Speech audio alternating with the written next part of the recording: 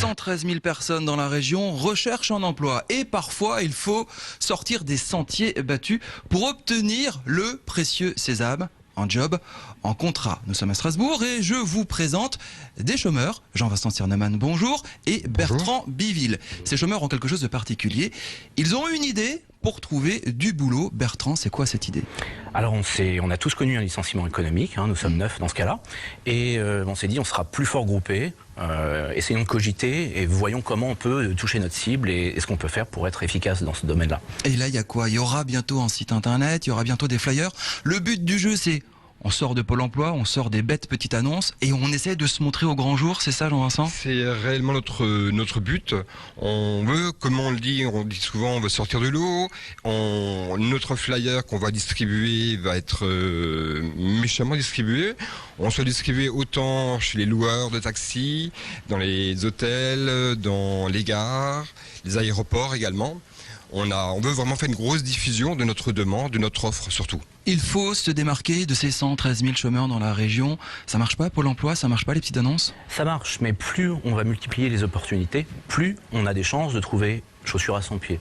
Donc c'est l'idée, et l'idée c'est vraiment de toucher notre cible, de ne pas distribuer des flyers à tort et à travers non plus, mais c'est vraiment d'aller là où sont les recruteurs et les décideurs. Alors il y a ce petit groupe qui travaille, vous le voyez à l'image, une petite dizaine de demandeurs d'emploi qui se sont regroupés. Qu'est-ce qu'il y a sur ce flyer? Ce flyer, il est Il y a les CV, il y a les photos. Il y a un recto, il y a un verso. Le recto est avant tout une accroche très forte où on sollicite les décideurs, les DRH, pour se dire c'est quoi ce document, de quoi ça parle. Il y a un QR code qui permet justement de flasher. C'est le flash code, on prend le smartphone, on flash, exactement. Et là il y a le CV qui apparaît. Il y a le CV qui apparaît dans un deuxième temps, détaillé. Les gens peuvent après nous contacter via, une boîte de dialogue pour se mettre en relation avec nous et pour nous rencontrer. Et on le sait, il y a de nombreux DRH qui ont des dizaines de CV par jour. C'est classement vertical la plupart du temps. Là, vous pensez qu'on va attirer l'attention ? À mon avis, un peu plus, oui, tout à fait. On a eu différents jobs aussi. J'étais également recruteur. Et quand on passe une annonce, en général, comme vous le disiez, on a 20, 30, 40 CV par jour. On ne les lit pas toujours. Il faut vite faire un choix. Il faut que ça choque.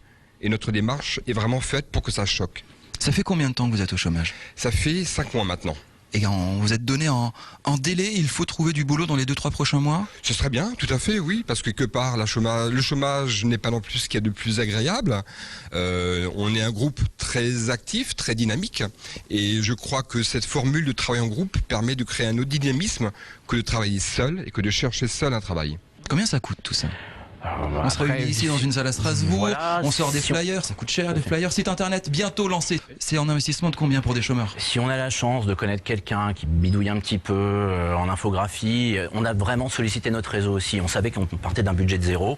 Il faut se créer des opportunités, il faut essayer de taper un petit peu à toutes les portes. Donc voilà. On parle de quoi? De quelques centaines d'euros?